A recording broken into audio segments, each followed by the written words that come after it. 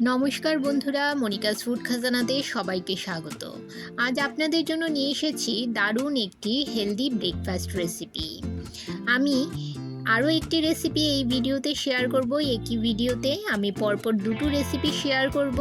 ভিডিওটি স্কিপ না করে প্রথম থেকে শেষ পর্যন্ত দেখতে থাকুন। আশা করছি আজকের রেসিপি সবার ভালো লাগবে। মাত্র 1 কাপ চালের গুঁড়ো দিয়ে তৈরি করে নিয়েছি এই নরম তুলতুলে হেলদি ব্রেকফাস্ট রেসিপিটা।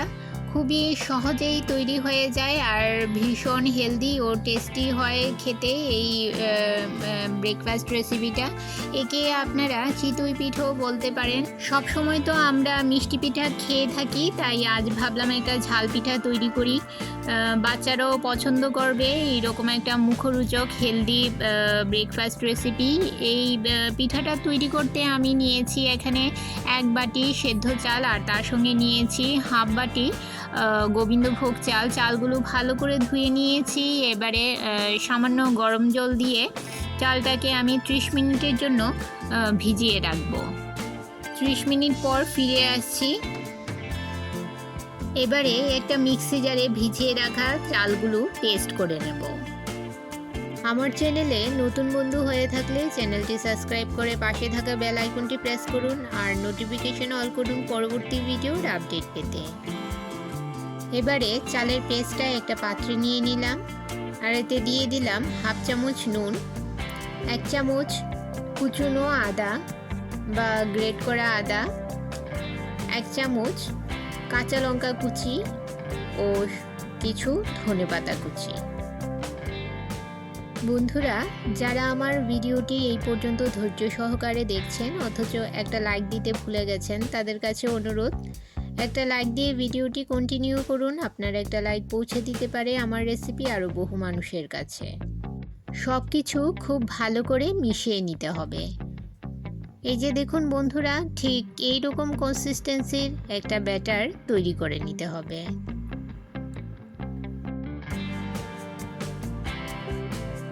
গ্যাসের চুলায় একটা লোহার কড়াই গরম করে নিয়ে তাতে সামান্য তেল ব্রাশ করে নিলাম। এখন এতে 1 হাতা ব্যাটার দিয়ে দিলাম।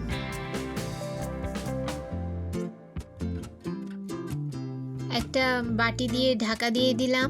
লক্ষ্য রাখতে হবে এর থেকে যেন কোনোভাবেই ভাপটা বের হয়ে না যায়।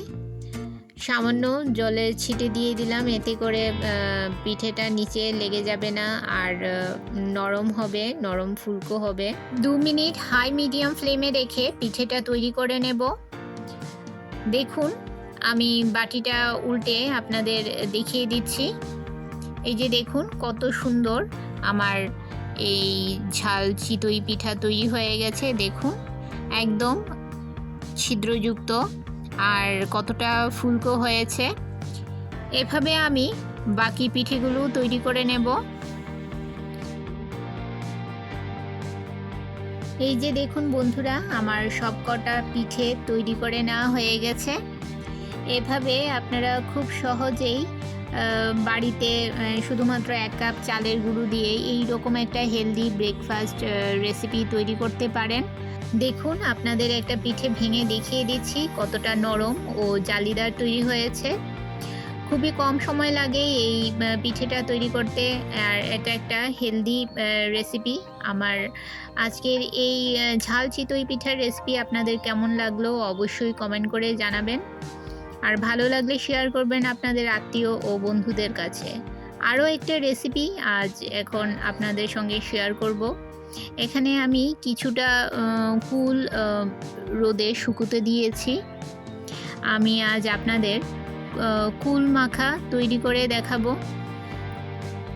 আমরা বাড়িতে যেভাবে কুল মাখা তৈরি করে খাই সেভাবে আপনাদের কুল মাখা তৈরি করে দেখাবো। কাদের কাদের কুল মাখা খেতে ভালো লাগে আমাকে কমেন্ট করে জানাবেন। দেখুন, এখানে আমি কাঁচা পাকা কিছু কুল নিয়েছি। কুলগুলো ভালো করে ধুয়ে নিয়েছি। এবারে একটা হামানদিস্তার মধ্যে আমি এই কুলগুলোকে থেতো করে নেব।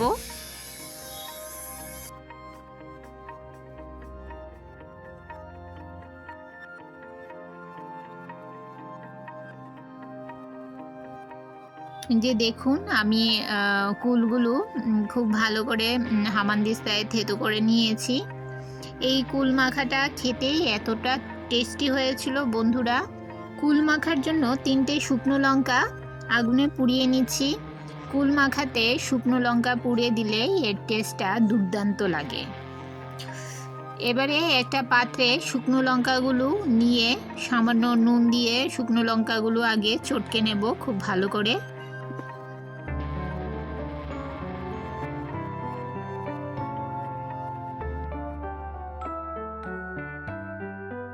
এবারে থেতো করা কুলগুলো এর মধ্যে দিয়ে দিলাম, আর এতে দিয়ে দিলাম সামান্য কাঁচা লঙ্কা কুচি। আমি এখানে 2টো কাঁচা লঙ্কা এভাবে কুচিয়ে নিয়েছি, কাঁচা লঙ্কা কুচি দিয়ে দিলাম। আর দিলাম আমি এখানে সামান্য গুড়। আমি এই কুল মাখাতে চিনি ব্যবহার করছি না, চিনির পরিবর্তে গুড় ব্যবহার করছি। গুড় দিলে ভীষণ ভালো টেস্ট হয়। আর দিয়ে দিলাম কিছু কুচনো ধনেপাতা। সব কিছু দিয়ে খুব ভালো করে আমি কুলটাকে মেখে নেব।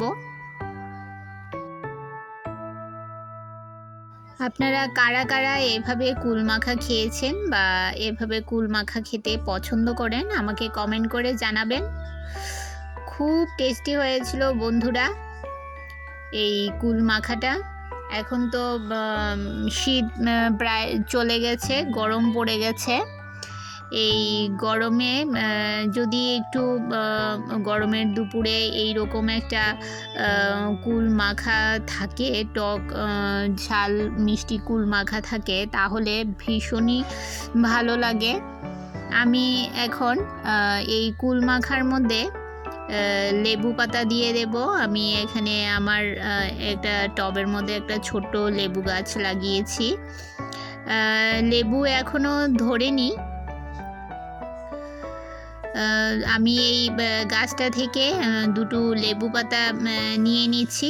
লেবু পাতাটা এই আমি কুল মাখার মধ্যে দেব। কুল মাখার মধ্যে লেবু পাতার একটা সেন্ট আসবে, ভালো লাগবে, খুব ভালো লাগবে খেতে। গাছ থেকে আমি 2টো লেবু পাতা নিয়ে নিলাম। আর এই যে দেখুন আমি একটা টবের মধ্যে লঙ্কা গাছ লাগিয়েছি। লঙ্কা গাছটা দেখুন কতটা বড় হয়েছে, কুড়িও এসছে, ছোট ছোট কুড়ি এসছে। লঙ্কা এখনো ধরেনি, ছোট ছোট কুড়ি এসছে।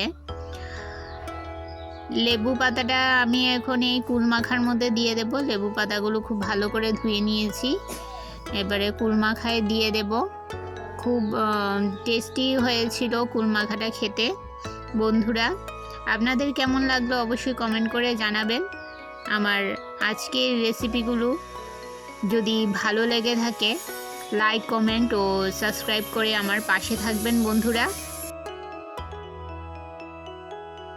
আমি একবার টেস্ট করে দেখে নিচ্ছি, একটু নুনটা একটু কম হয়েছে, আরও সামান্য নুন দিয়ে দিলাম। নুন দিয়ে খুব ভালো করে কুলটা মেখে নিলাম।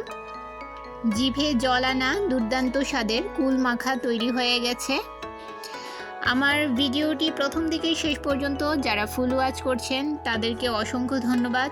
আর যারা নতুন বন্ধু অবশ্যই 24 ঘন্টা অপেক্ষা করবেন। 24 ঘন্টা পর আমি আসবো আপনার চ্যানেলটি ভিজিট করে আপনার পরিবারের সদস্য হওয়ার জন্য। তাহলে বন্ধুরা আজকে এই পর্যন্তই, আবার দেখা হবে আরেকটি নতুন ভিডিওতে নতুন রেসিপি নিয়ে। সবাই ভালো থাকবেন, সুস্থ থাকবেন।